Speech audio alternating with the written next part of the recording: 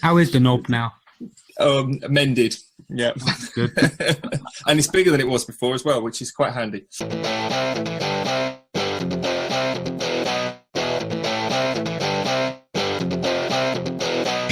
Welcome to Makers International, a podcast of makers from 3 countries, 2 continents, and featuring 5 guys separated only by the same language. Here's your host, Richard Morley. Hello. Good morning, good afternoon, good evening, good night, good times, whatever time it is, wherever you're listening. Joined with me tonight, as always, it's Mr. Chris Cute. Hello, how you doing? And Mr. Alan Robinson. How you doing, fellas? Joe Whitaker. You're right, Tom, yeah. And full of the curse of Friday the 13th, but with the lens cap off this time, it's Jamie Page. How you doing? But wait, stop. Hang in there, because as you already all know, because you've looked at the thumbnail, presumably, we've got a special superstar bionic guest, and I'm actually really excited about this, and I'm sure everyone else is as well, to introduce Mr. Steve Twydell. Good evening, Steve. Hi, how are you guys? How's it going? I'm good, thank you. Round of applause. I'm going to come right back to you in a second.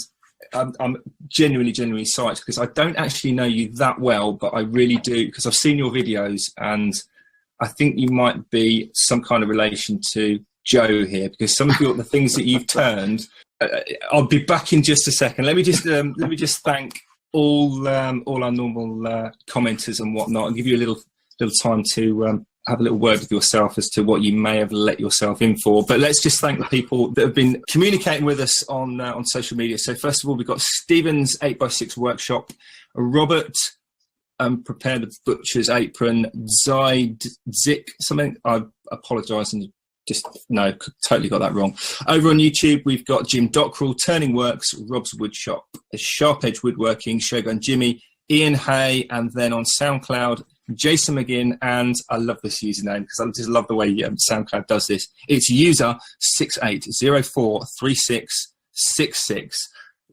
Brilliant, absolutely classic. So I know that guy. Yeah.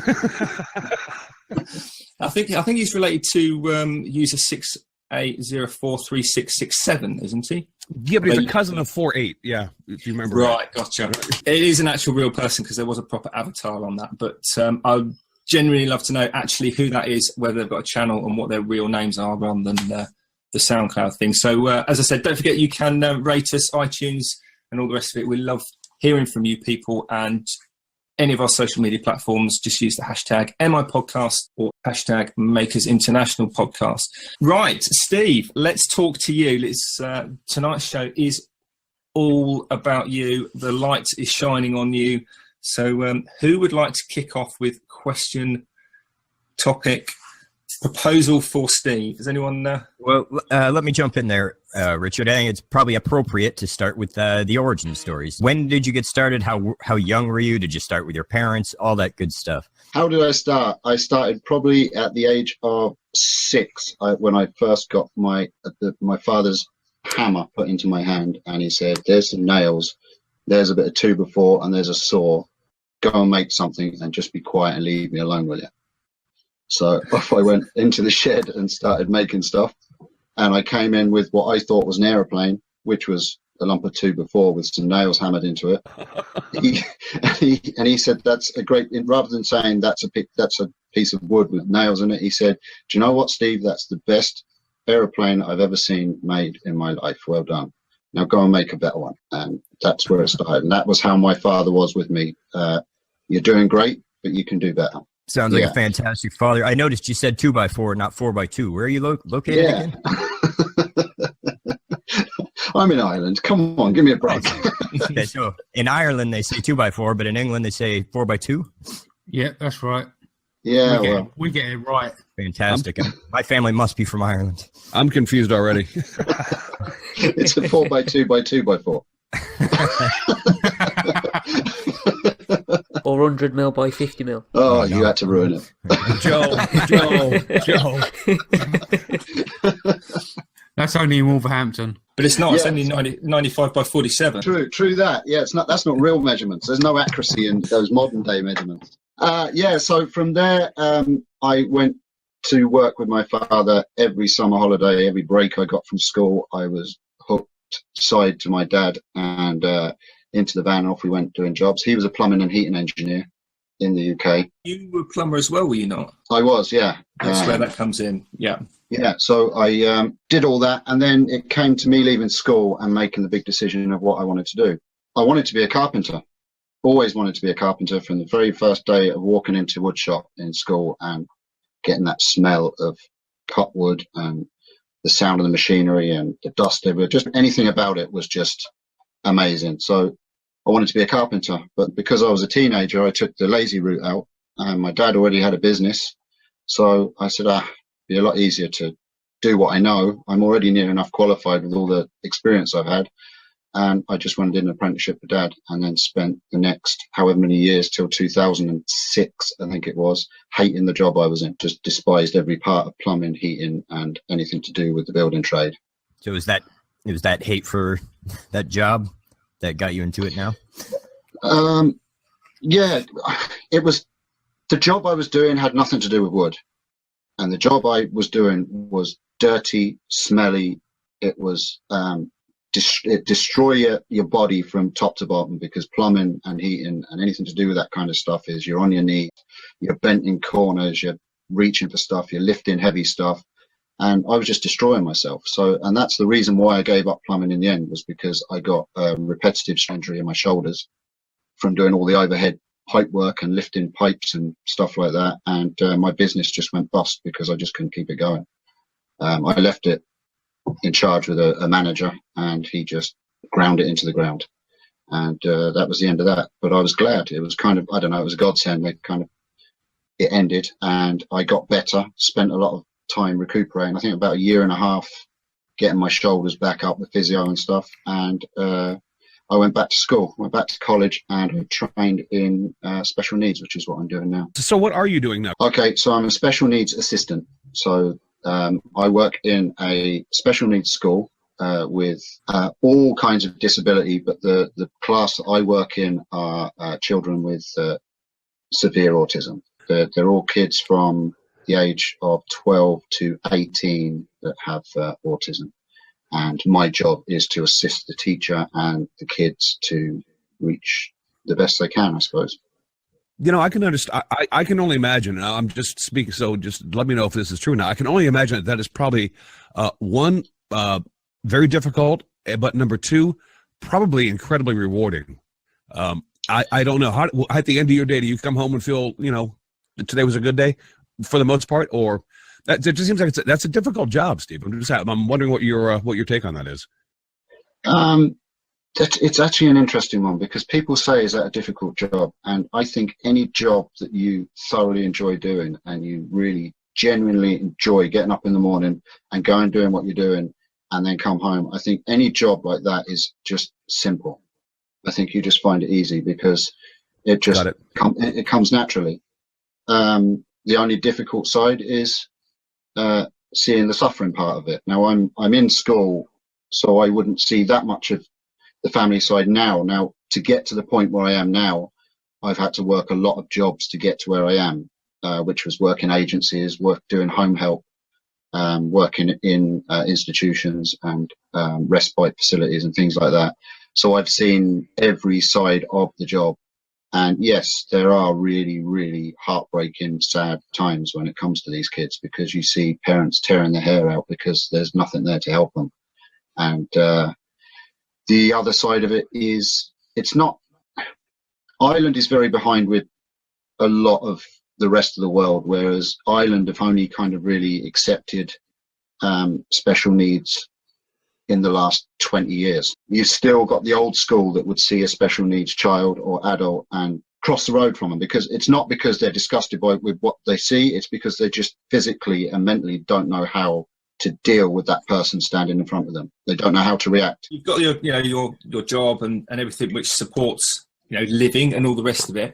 How does that translate into, what you do on your channel? Because I'm exceptionally interested in your channel and what you do on the lathe, because you've only been turning for 18 months, not even that, I think. 15 months maybe, September 2015. it'll be 2 years September. Yeah. Okay. And I mean, I'll be perfectly honest. I went back and looked at your first video and sort of the shop tour, and it's a small workshop, but it was already all kitted out.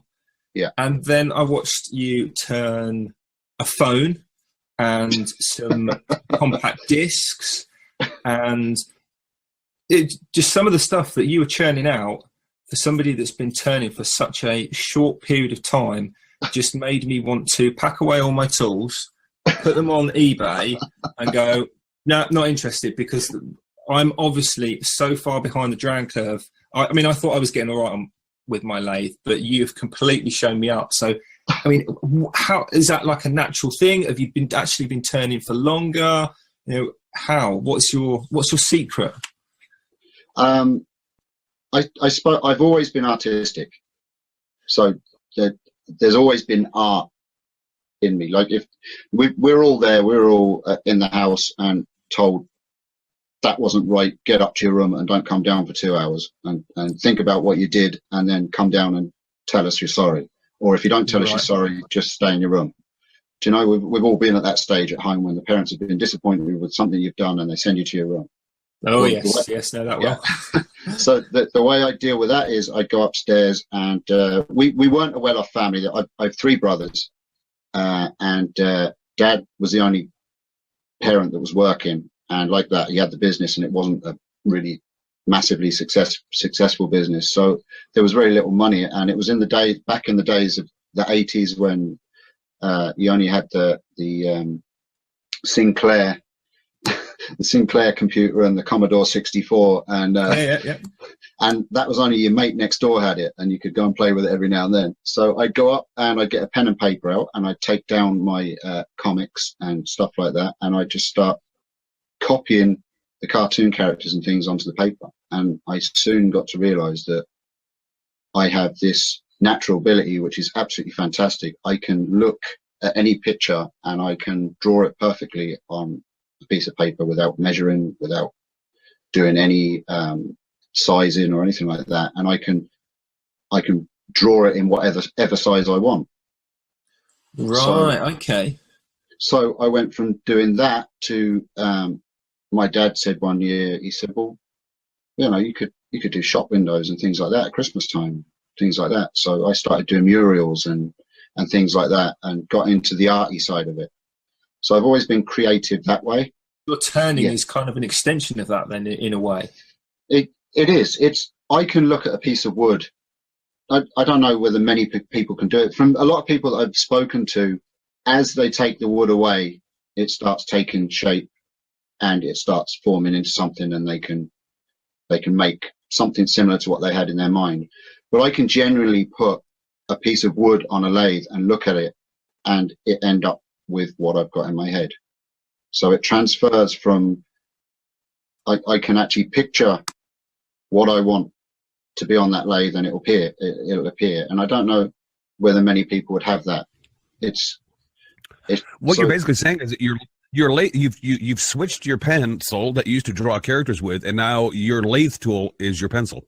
Yeah, exactly. Yeah. That's the best way of describing it. So it's just moving the art on, and the good thing about lathe work or any woodwork or anything that you make, you can bring each element in, and you can layer it on top of what you're doing. So if you can draw, you can do pyrography. If you can do pyrography, you can do color stainings, and you can do inlay, and you can do all this kind of stuff, do you know?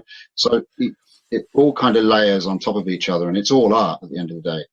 Even if you're making a box standard chair at a kitchen table, it's all art. You're still creating something that's in your mind.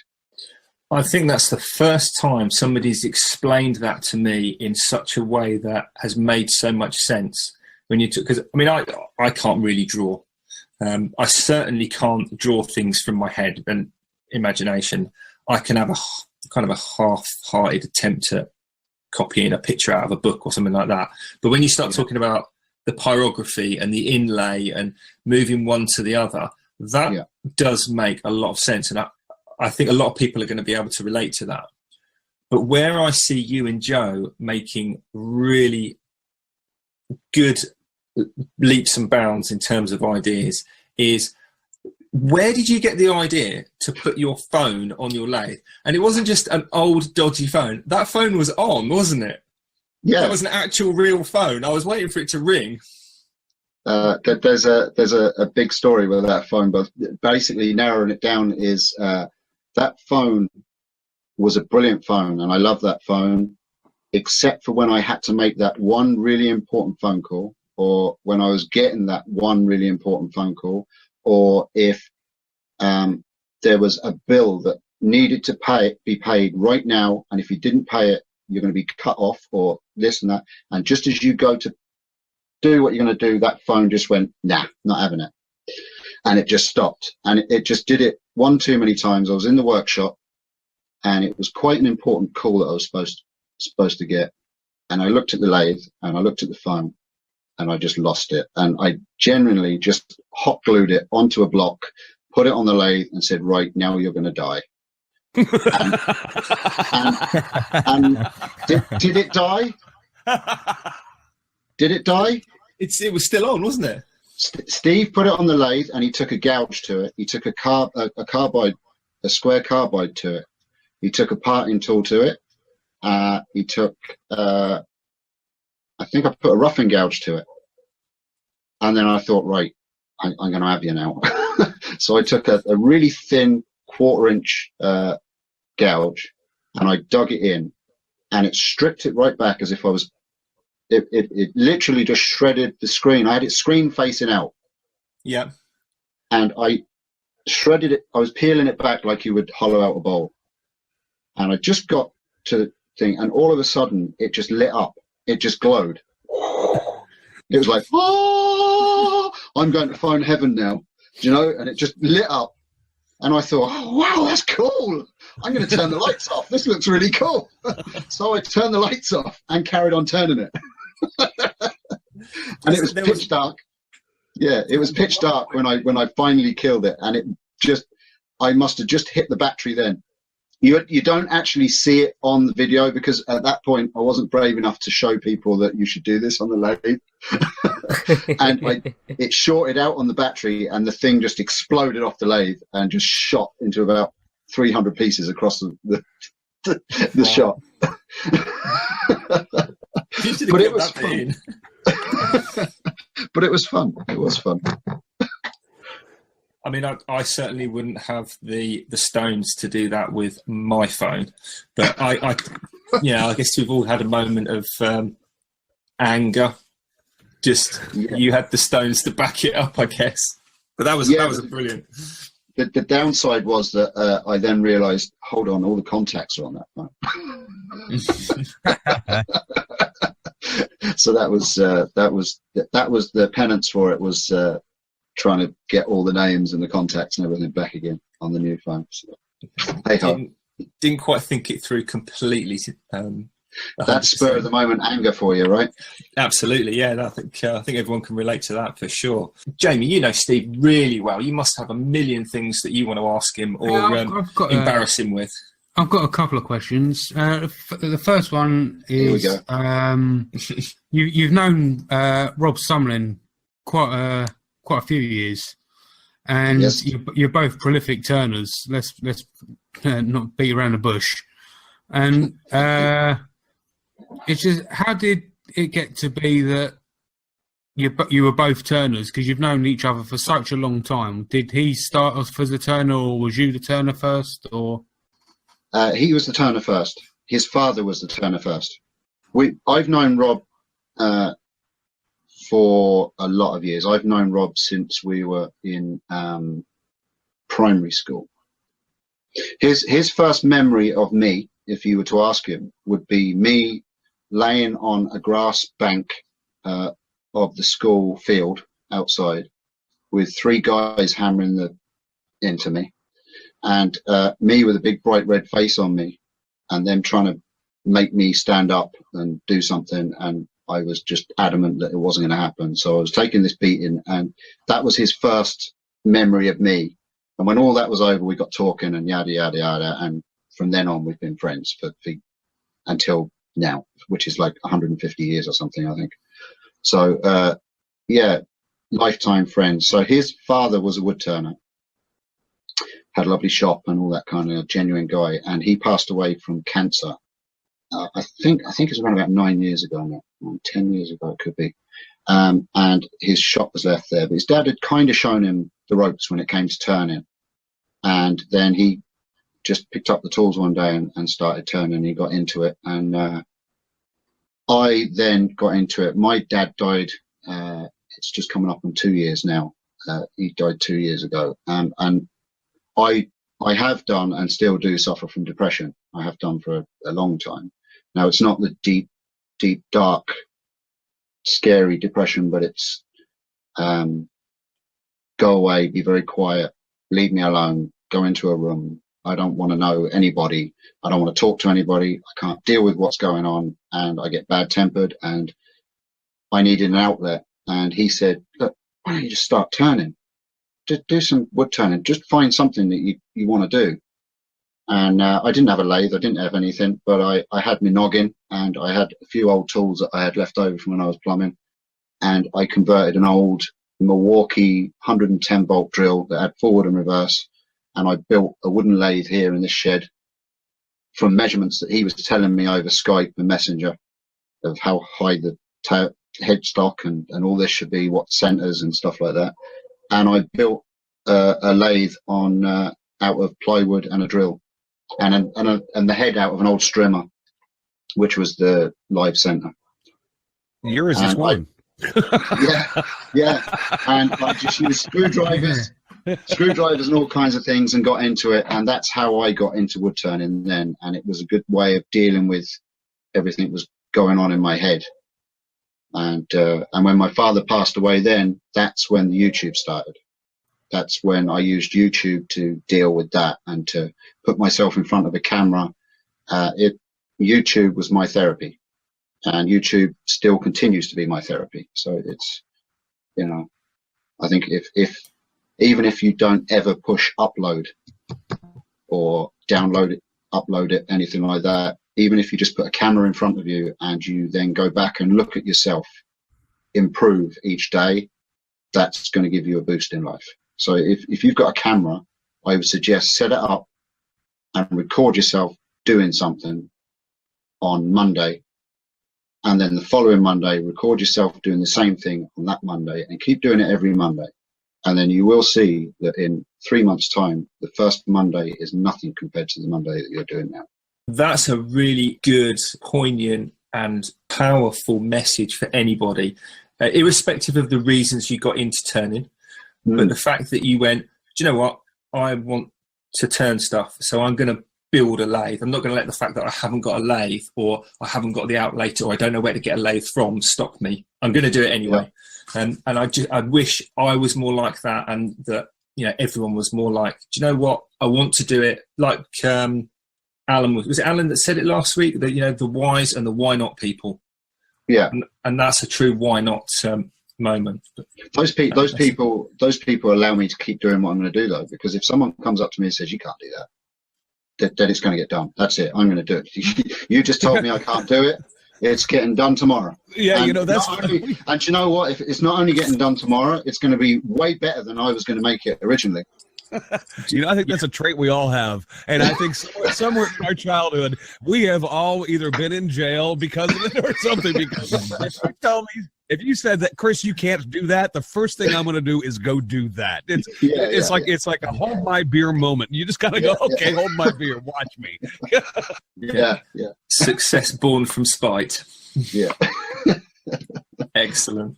Yeah. The other question I got for Steve is boxers or briefs? Boxers or briefs? Well, there was no way you were going to get away without answering. No, boxers or brief. I'm a boxers man now, and the only reason why I wear boxers, because I tell you why. I was an 80s child, and everybody knows that 80s children wore Y-fronts. Yep. And those things would put you off wearing briefs or any kind of underpants for the rest of your life, especially when you're a young lad and you've just been and you go to zip the zip up, and the Y fronts have failed, and you'd catch the little lad there, and that's something you never forget.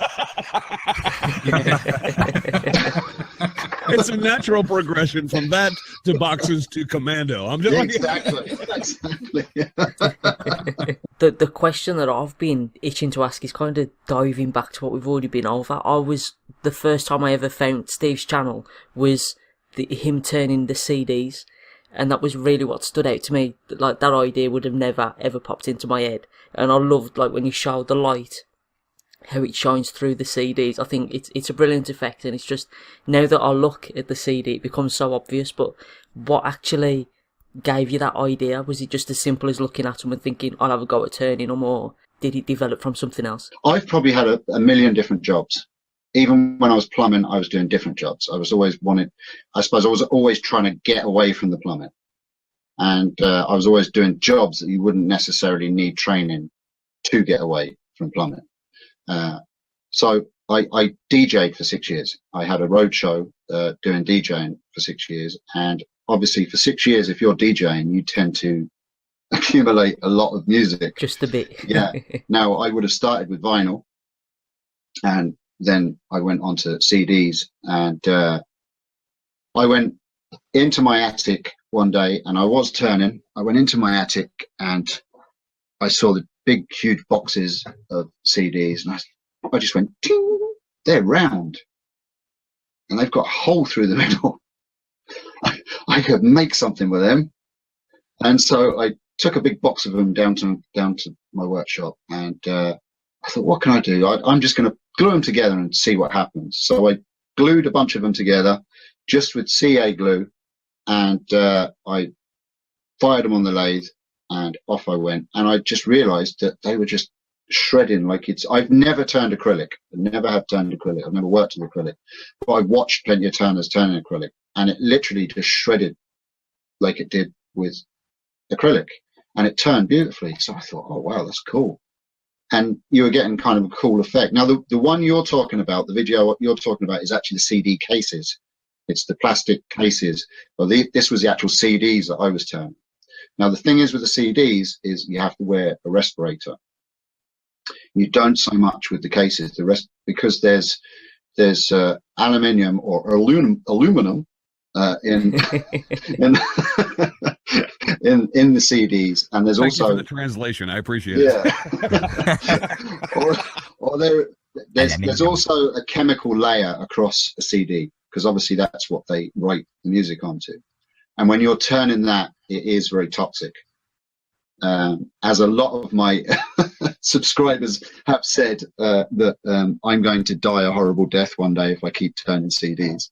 So yeah, I just decided to turn them, and it worked. Now, that, I must say, that was I think it was in one of the hot months here in Ireland, which was July, August time. I then did another project in the winter time, and I did exactly the same process, and I put them on the lathe, and I went to turn them, and they went, and they just shattered everywhere, and they just sent dangerous splinters of plastic everywhere. So if you're going to turn CDs, make sure the climate suits the CD, or you have the room you're working in nice and warm, because they just go brittle. But the cases obviously I had a load of cases left over, and I thought, well, try them as well, why not? That's it. So yeah, that's how I got into them. And it's the CD cases have done me, and the CDs have done me very, very well on YouTube. That's what boosted my channel. Let me get a quick question in there about your channel. Templeboy Turnings, where's that name come from? Okay, Jamie will tell you this. Okay, Jamie, answer my question. Jamie, tell him my address. I can't pronounce your address. Ireland. There you go. Okay, so my address is Templeboy, Kilrisheata, County Sligo. So Kilrisheata, yeah. So Kilrisheata is in Irish. I think it means the lost village. But Templeboy is the actual parish that I live in here in Ireland. So obviously Templeboy Turnings made sense. Certainly more sense than the rest of your address. Sounds like you're living in a magical land to me. Took Unless, me of course, you long happen time to be Gaelic. Well, if you're Gaelic, it makes perfect sense, but otherwise, forget it. Well, Yeah.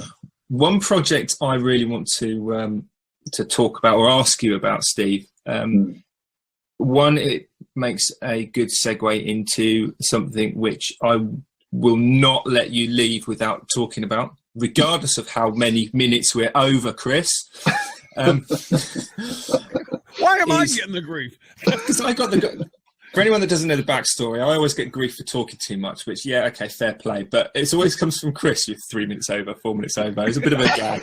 So, but we're going to talk about this. So, God. come hell or high water. Anyway. I feel like Snowy's stepmother. There we go. The goblet, the Game of Thrones goblet that you did. Yes. Which was just, firstly, absolutely beautifully done. I mean, I literally went, wow, that is insanely awesome. Thank you. And secondly, how on earth how long did that thing take? Not as long as you might think. Because I'm thinking that took a long time. No, from a block of wood to it being finished, because there was two. It was a pair that I was making. Yeah. Now, the story was that there was a couple were getting married, and it was a Game of Thrones themed wedding that they were having. They were big fans of the Game of Thrones, and they asked me if I could make some Game of Thrones goblets. And when I wasn't really into Game of Thrones, and when I researched and looked through, there was never really any two goblets that looked the same. They were either glass, metal, there was, they didn't look the same. So I just thought, if I make just two random goblets from the Game of Thrones, they just won't look right, because they were going to use them to do the first toast. So they're actually similar, at least. Yeah, so I mean, they would have, if some people could have been looking at them and thinking, what's that all about? So the idea I put to them was, I will make the Dragon Claw goblet from the Game of Thrones, which is a really popular goblet anyway. A lot of people talk about it and have copied it, and then I will make another one of my own creation that would go on along the dragon theme. So hence why I made the Dragon Claw, and then I made the dragon head, which was the mouth. But the dragon, both of those, from start to finish, I think probably took around about 9 to 12 hours, probably. Well, see, I was thinking, 3-4 times that.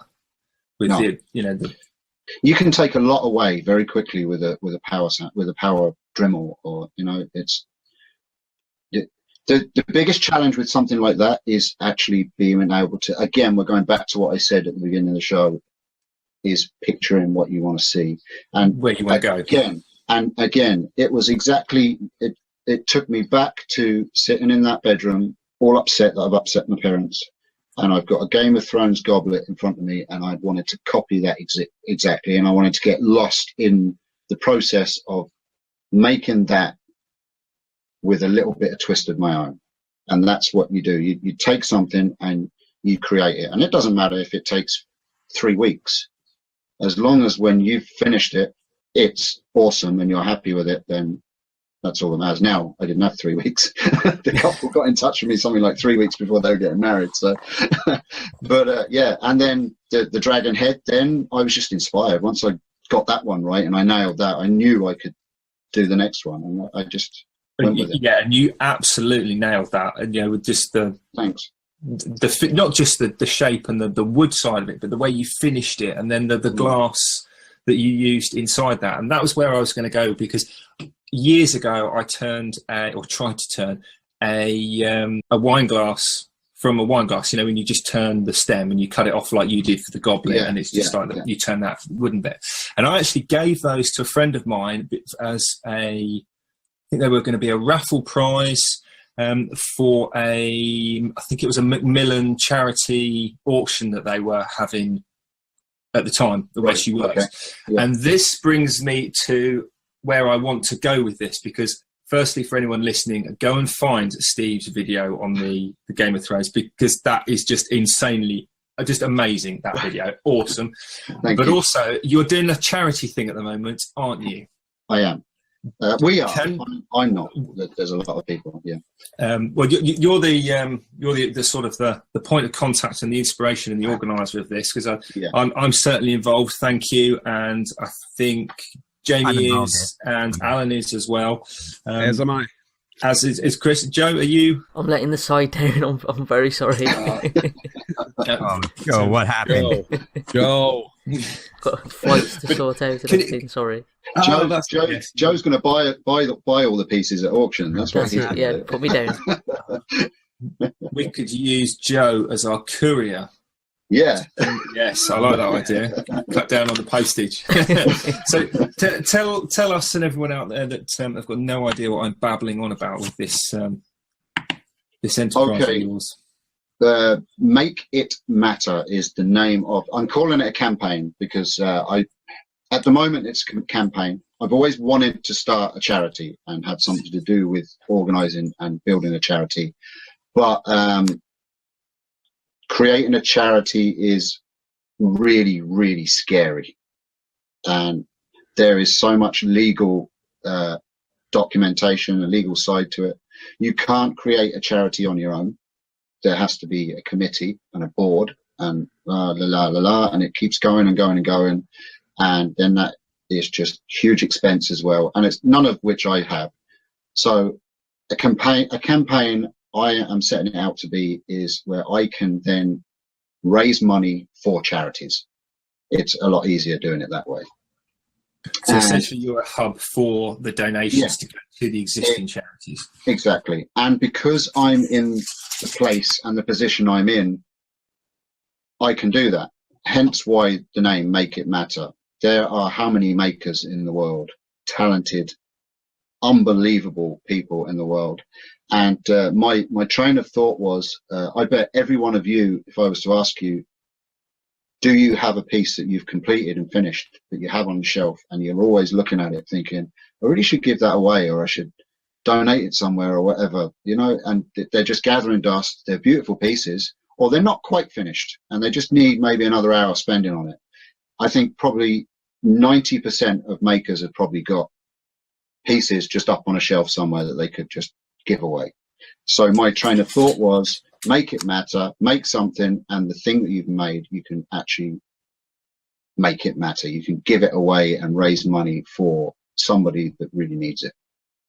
And of course, it's also going to create some space that we're all always moaning is at a premium as well. Exactly, yeah. Yeah, exactly. So what's the first campaign centered on then? So the first campaign is, because I've set it up and because it's something very close to my heart, it's towards autism, and it's towards autism in children. So what will happen, the collaboration that I've set up started off with a live show that I watched with Carl Jacobson. And the way that that's happened is I just got talking to him about making Woody, and he said, make Buzz, and it just grew from there. So I just threw it out on one of his live shows that maybe we could do a collaboration on the Toy Story theme, and who would be interested? Who would be interested in taking part? And when I said that, I just got umpteen messages, emails, and it just went mad. And I went, oh, I've created a monster. But for the right reasons, for sure. For the right reasons. Well, yeah, I mean, the collaboration came before the Make It Matter. When I got so much feedback from it, I thought, right, I'm going to make this matter. I'm going to make this a reason. I don't want to just do it. A lot of people would do collaborations on YouTube to get noticed, or to, you know, they would get big guys to do, you know, the guys that are huge out there. If you can do a collaboration with one of those, it's going to boost your channel. You can look at the people that are in this collaboration. They're from guys with 200 or 300 subscribers to guys with 100,000 subscribers. That wasn't my aim at all, was to get the big guys. Anybody that came to me and said, I want to join in, I said yes, because it's for the right reason. So that's why I'm doing it. But I had to cap it at a certain number, because, I mean, I could have had 50 makers doing this, but trying to plan and trying to draw all those Toy Story characters would have took me forever. Drawing 20 was enough. No, I hear you. Steve, I have two very quick questions for you. What charity is going to be the beneficiary to this? And the theme of it, by the way, is Toy Story, the movie. Yes. But what charity have you chosen that's going to be the beneficiary to this?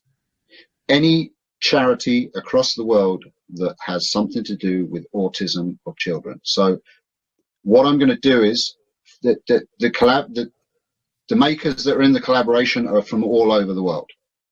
So my idea is that any of the money raised for this particular campaign will be put into a pot. Then I will count up how many different countries there are, and then it will be split up evenly for those countries and it sent to a charity in each of those countries. And that's the best way I can think is the fairest way of doing it. So each country that has joined in gets a share of the pie.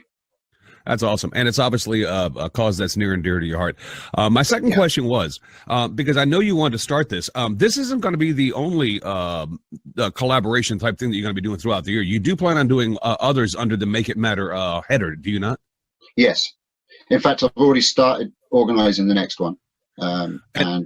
Just if I could, how often do you think you'll be doing these? Are they going to be done quarterly throughout the year? I think so. I think so, quarterly, or if a particular theme jumps up. Do you know, we all know we'd be watching Facebook or we'd be watching YouTube, and all of a sudden, for instance, the mannequin challenge jumped up and everybody jumped on and started doing it. So you never know, the ice bucket challenge, all these kind of things.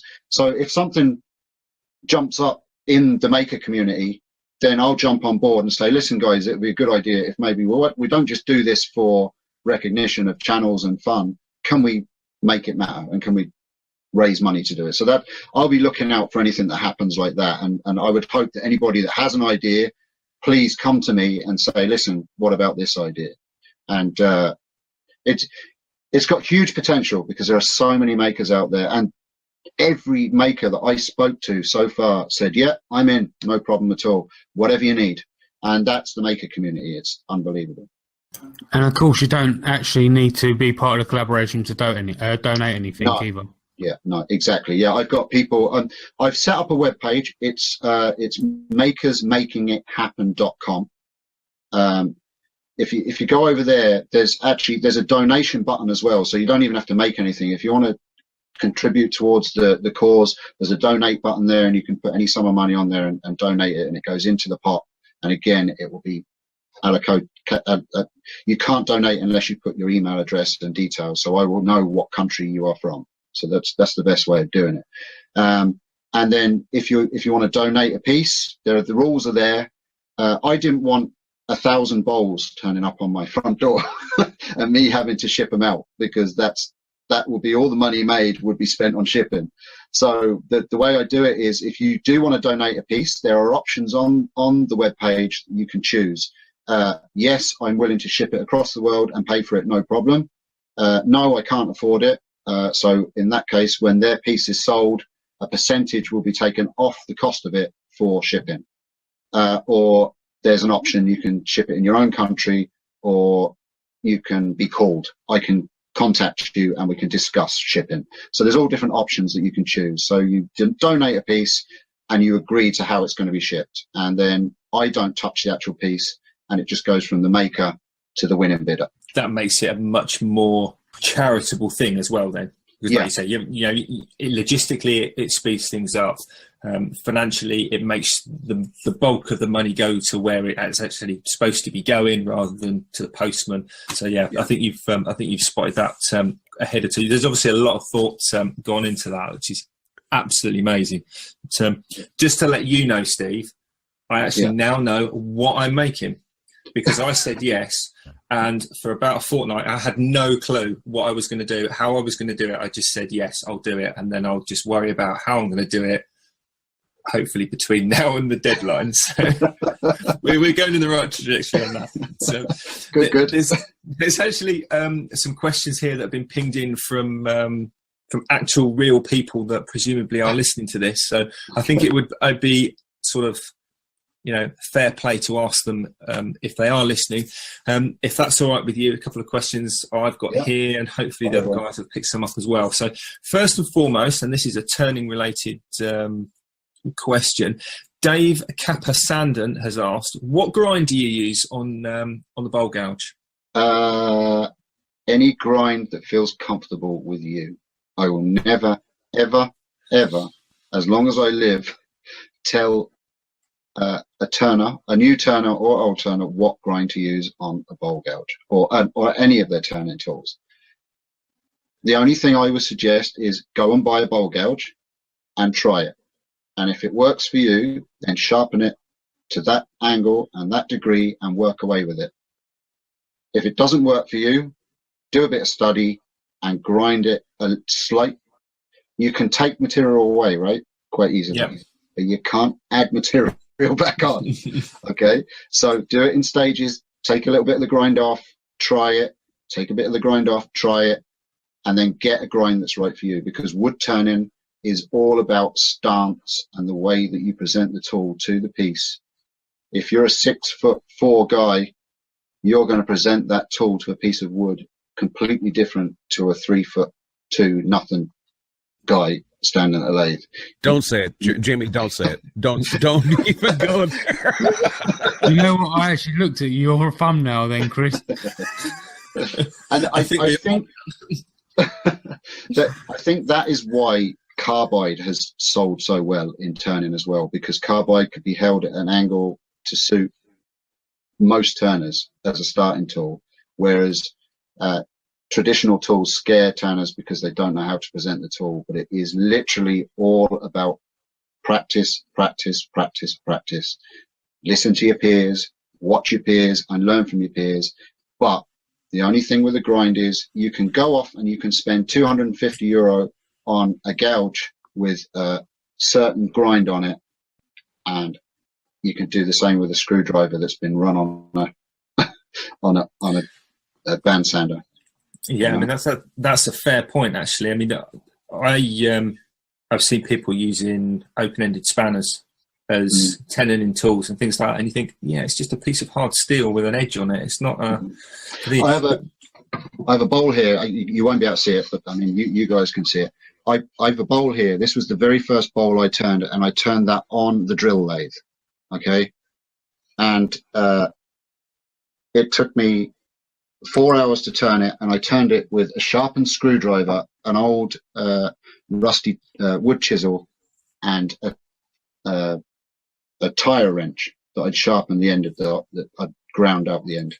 What kind of grind do you prefer? Fingernail or straight, or I've got a combination fingernails.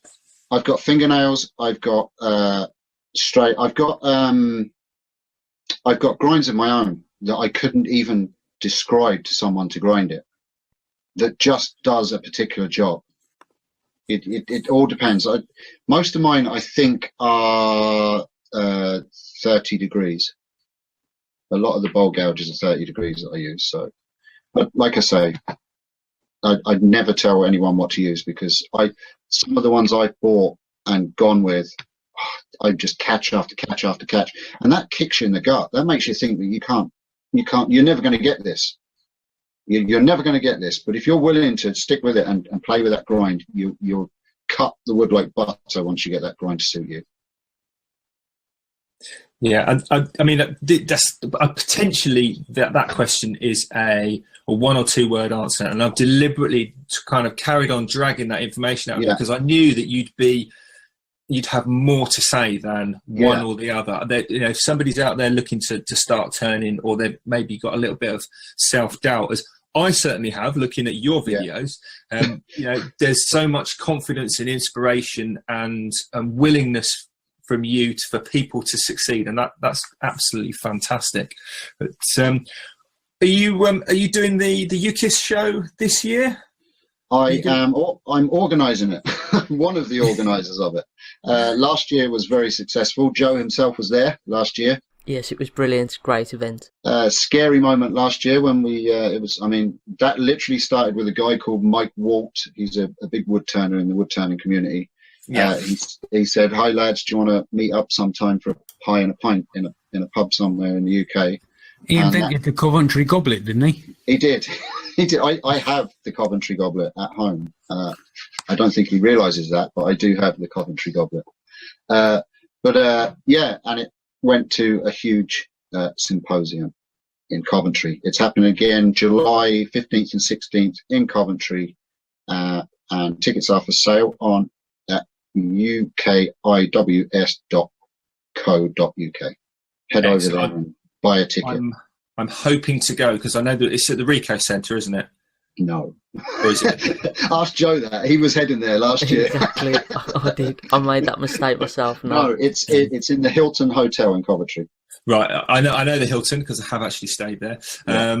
But yeah, I'm hoping to go to that and possibly bring my daughter as well. So if you're in the UK, you can't really use the excuse of it's difficult to get to because it's about the centre of the country, isn't it?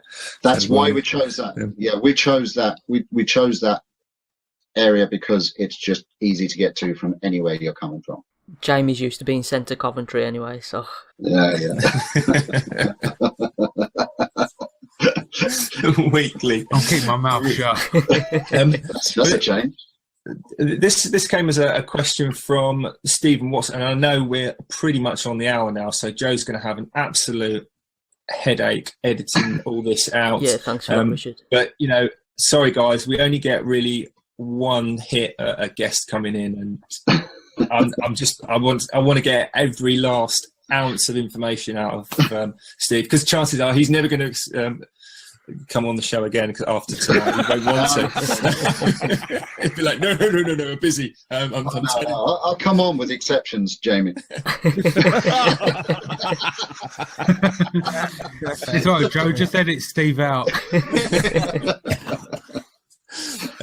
But Steve Watson asked, and this is a question that everyone can kind of chip into, I think, because, probably all except Chris, that is. Steve Watson, he has an extremely small workshop, which is 8 foot by 6 foot. And he has to be really frugal and strict when it comes to being tidy. And he's asking, how do you guys cope with limited space or really big projects? I know, certainly for you first, Steve, because you've got a relatively 8x8 workshop that you... Yeah, I started. Yeah, when I started my YouTube channel, it was in this where I am now. It's an 8x8 shed out the back of my house, concrete built shed, and that's it.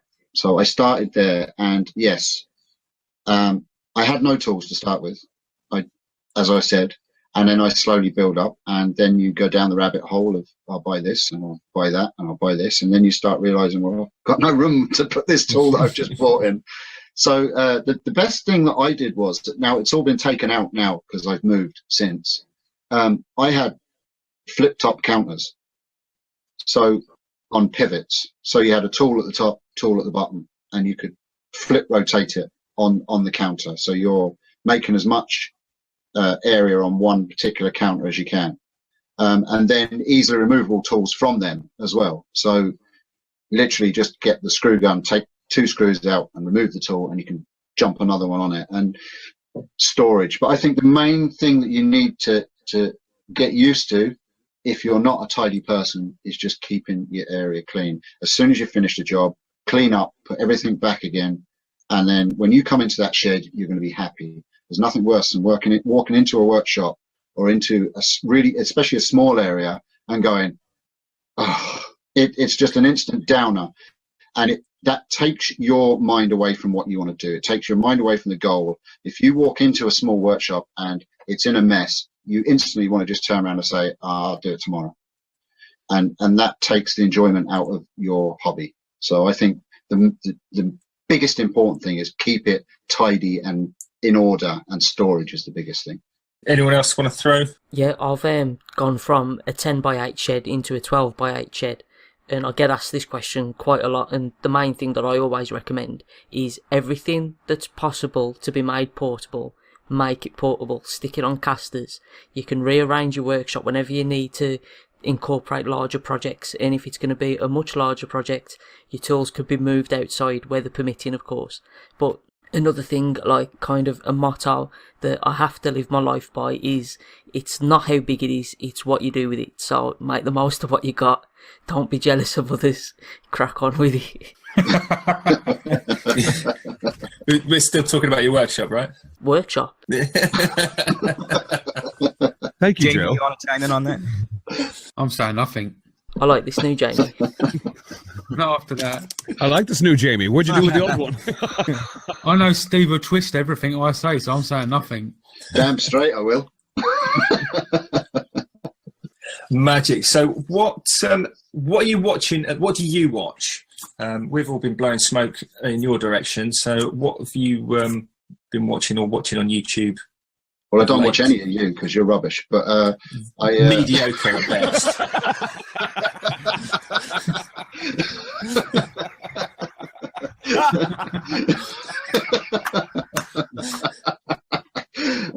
Well, Joe's going to love me because up until recently, when he broke our hearts, I watched Casey. God, yeah, still not got over it.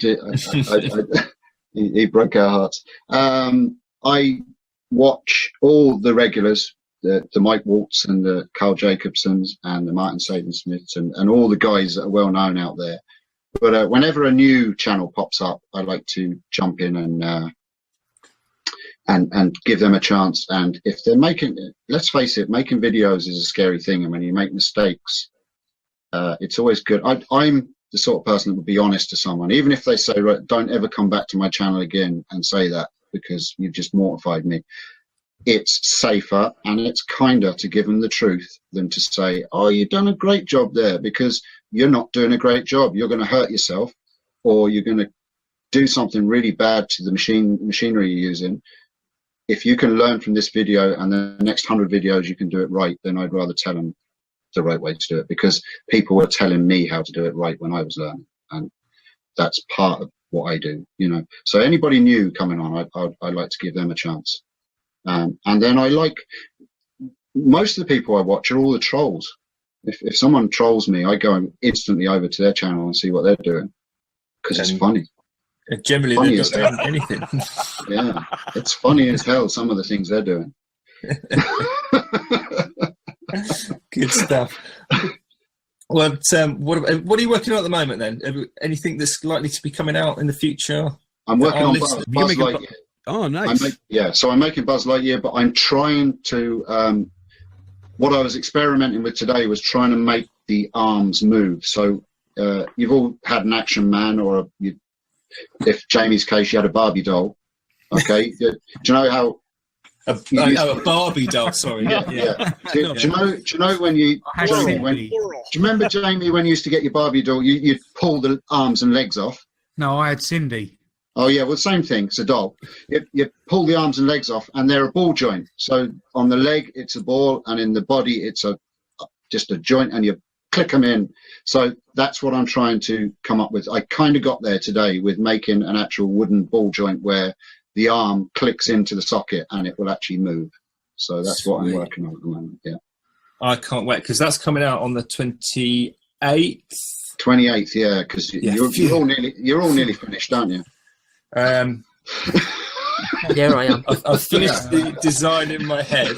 Sure. Yeah, Joe's got a smile from ear to ear right now.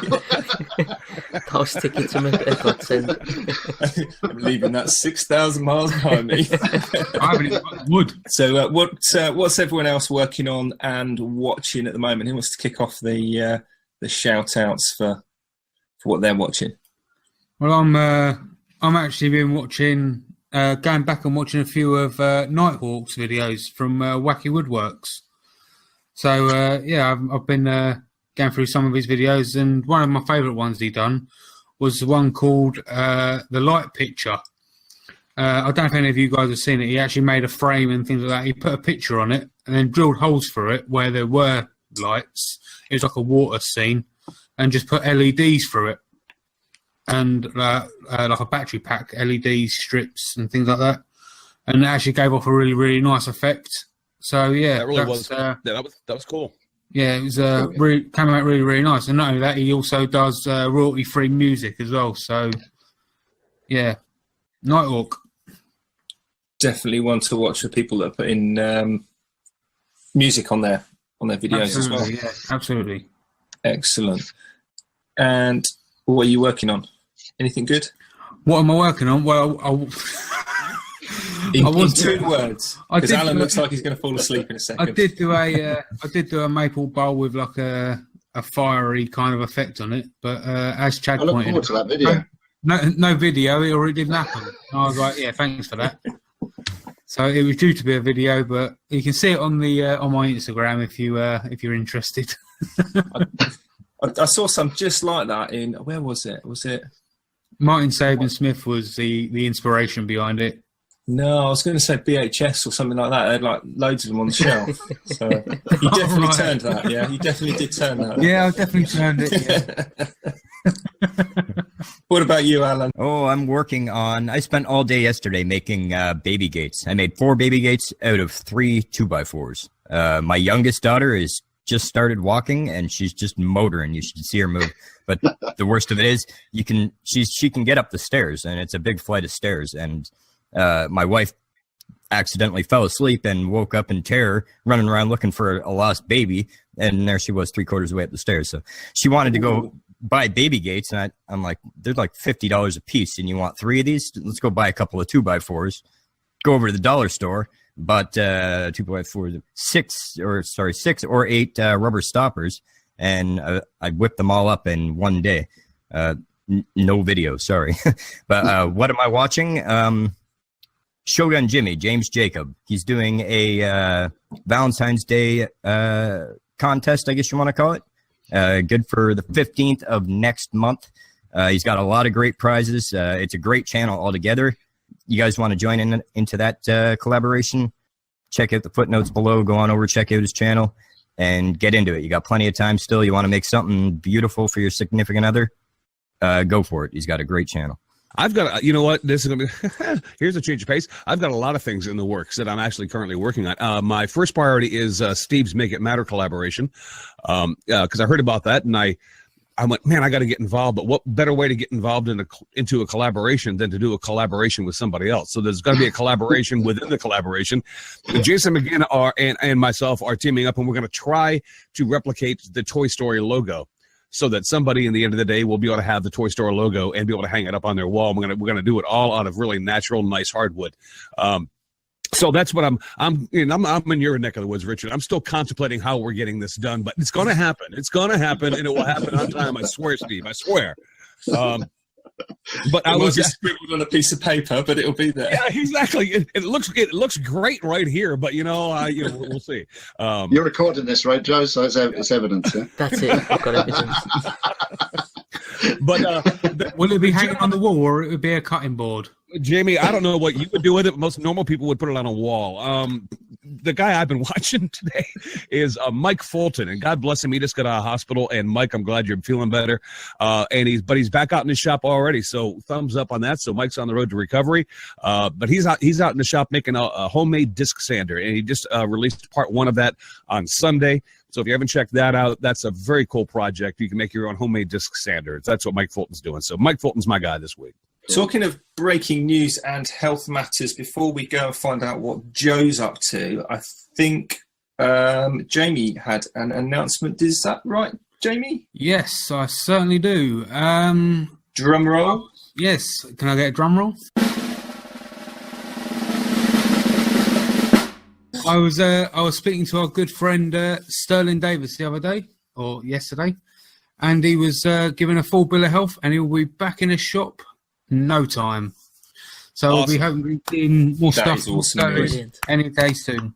Brilliant. Yeah. Fantastic. So tough act to follow there, Joe. I was going to say, I've got to follow that now. Right, so from some amazing news, I've been working on the Power Ranger bed, what I've been doing for a good few weeks now. It's getting there slowly but surely. Time's ticking away. I've got to get it done before I jet off. So that's what I've been working on. But as far as watching, this is one of the channels that whenever I see a new video uploaded, I have to stop what I'm doing and watch. It's Marius Hornberger. It's just his name. That's his YouTube channel. And he's got such an engineering mind. That's really the only way I can explain what he does, because everything is so methodical. Every step he takes has already been thought over, and I can imagine he spent hours in the planning stages and everything. But he recently put out a small cyclone dust collector. He's done quite a few dust collectors, but this one, I mean, luck shouldn't really come into it when it's going to be a used tool, but it looks brilliant. I'd love to try and recreate it. But yeah, if you haven't seen Marius's channel, you got to check it out. You'll love it. Fantastic. And that just leaves... Oh, it's me. What have I been doing? Trying to work out what on earth I'm going to do for Steve's collaboration. But I'm doing Sarge. Originally, I wanted to do some kind of plasticky based thing, which is why I picked Sarge. And then I realised I had absolutely no idea what I was doing and not enough time to work it out. So I'm going to do something else, but it's still going to be Sarge. And that's all I'm going to say at the moment. It was actually the hardest one to draw. Well, I reckon he's going to be the hardest one to make. That's for sure. So, yeah, that's kind of what I'm working on at the moment. I've just released the table saw handle fix video that I did because my handle on my table saw just snapped off the bowl. How is the knob now? Mended. Yeah. Good. And it's bigger than it was before as well, which is quite handy. Well, I'm glad to hear that. Excellent. But what have I been watching?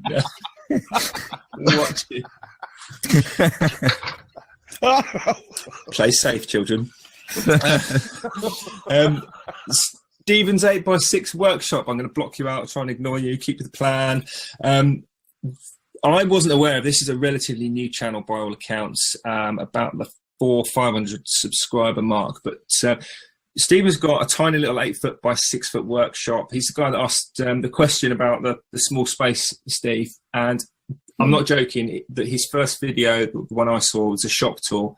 And it is just mad. The storage that he's come up with and the way everything's on display. There's no shelves, no cupboards, nothing. Everything is literally just take it off the wall and use it. It's really well thought out and looked. So, and that included an entire renovation of the building as well. So that's quite interesting. I think he's got about 6 videos on there to go and look at. So, yeah, definitely worth taking a look. It's a really nice looking workshop as well. So, yeah, I think that just about wraps things up for tonight. Anyone got anything that I have missed or anything they want to ask or say before we do that?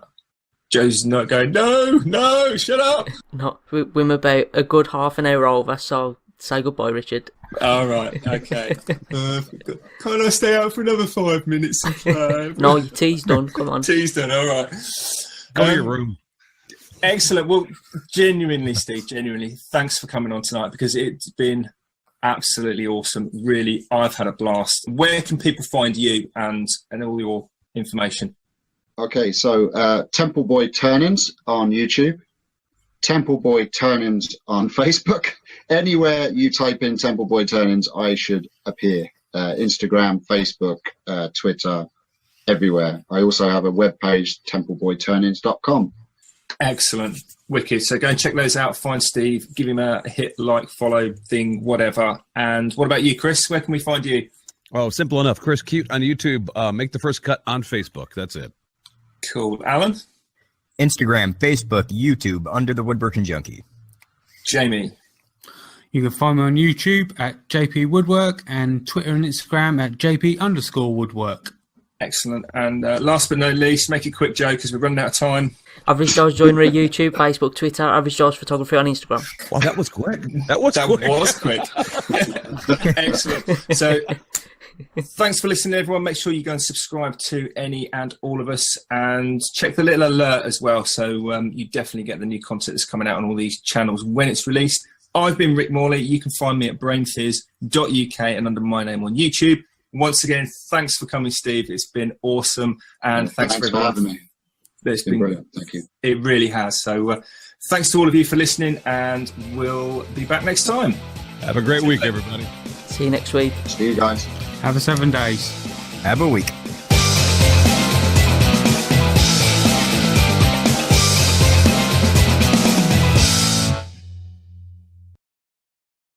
Joe's had a nightmare, but you know, you do the editing, so we're done.